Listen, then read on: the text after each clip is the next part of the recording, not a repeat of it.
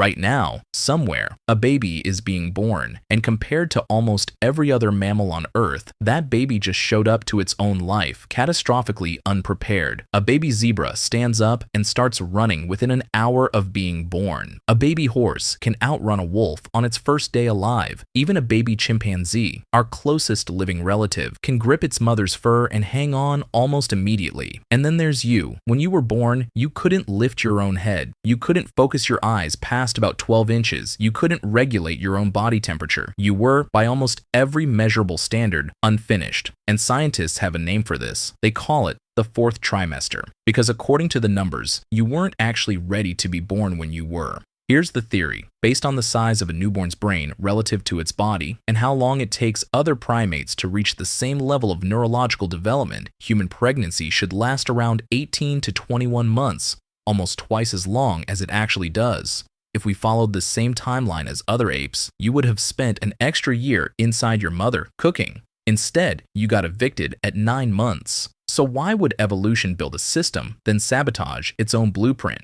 The answer comes down to a brutal design conflict happening inside every pregnant human on Earth. Over millions of years, two things were both getting bigger at the same time, and they were on a collision course. The first was your brain. Human brains ballooned in size compared to other primates, tripling over just a few million years because bigger brains meant better tools, better cooperation, better survival. The second was the human pelvis, which, because we walk upright on two legs, could only get so wide before it started wrecking our ability to walk efficiently. You cannot have a birth canal built for sprinting across a savanna and a skull built to carry the most complex brain in the animal kingdom.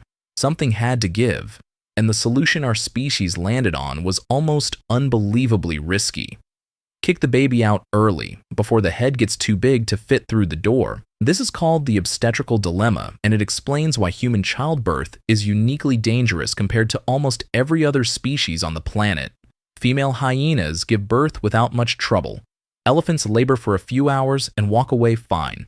Human birth can take a full day, involves real risk of death for both mother and child, and required, for most of human history, other people to be there helping, which is itself strange. Almost no other primate needs help giving birth. Humans do. Anthropologists believe this is one of the oldest reasons humans developed deep social bonds and cooperative behavior in the first place.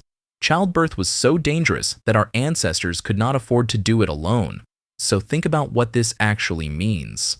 Your ancestors were making a trade. They were accepting a genuinely life-threatening childbirth over and over, generation after generation, in exchange for offspring with the potential for bigger brains. That is an insane bet to keep making for hundreds of thousands of years, unless the payoff was worth it. And clearly, it was. But here's where it gets stranger. Because being born early didn't just make birth survivable, it fundamentally rewired what your first year of life would look like. Compare yourself, again, to that baby chimpanzee. A chimp is born with roughly 60% of its adult brain size already built. You were born with about 25% of yours. That means the vast majority of your brain's construction happened after you already existed in the world, outside the womb, exposed to light, sound, cold, and other people. Your brain wasn't finished in a dark, protected, perfectly regulated environment. It finished construction out here, in the open, watching faces, hearing voices, getting held, and this changes everything about what a human baby actually is. You weren't just small, you were an unfinished nervous system being built in real time by your environment. Every sound you heard, every face that looked at you, every time someone soothed you when you cried, that wasn't just comfort. That was architecture. That was your brain physically wiring itself based on the world it happened to be born into. This is why newborns are so catastrophically helpless compared to almost any other animal you can think of. It's not a flaw. It's the whole strategy. Other species front-load development before birth, inside the safety of the womb. Humans backloaded it, gambling that the outside world, specifically other humans, would show up and finish the job. Which raises an uncomfortable question. What happens to a baby whose brain is finishing construction in real time if nobody shows up? We actually know the answer, and it's one of the darkest data points in developmental psychology. In Romanian orphanages in the 1980s and 90s, thousands of infants were left largely unheld, unspoken to, and understimulated for extended periods. Researchers who studied these children years later found measurable physical differences in brain volume and development compared to children who were held, talked to, and responded to consistently. The wiring genuinely depended on the input, not metaphorically, literally.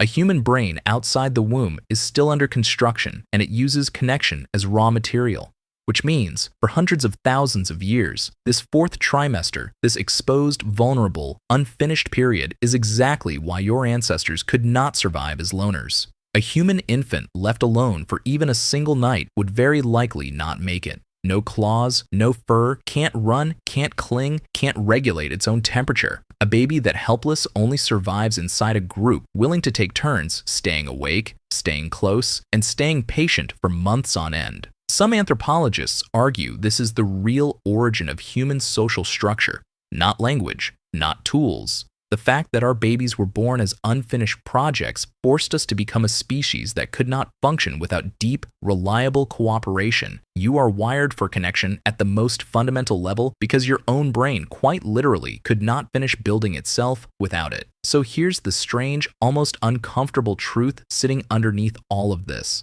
Every single human being alive today, including you, was born too early, on purpose. Not because evolution made a mistake, but because evolution made a trade. It sacrificed safety at birth for a brain that kept getting more powerful, and it outsourced the last stretch of construction to the people standing around the crib. Your first few months on Earth weren't really childhood. They were the final trimester of your pregnancy, just relocated outside your mother's body into a world of faces, voices, and arms that had to show up. And they did. Every single one of your ancestors, all the way back, was held long enough, fed long enough, and kept warm long enough to finish becoming a person. That unbroken chain of someone showing up is the only reason any of us ever got the chance to finish growing up at all.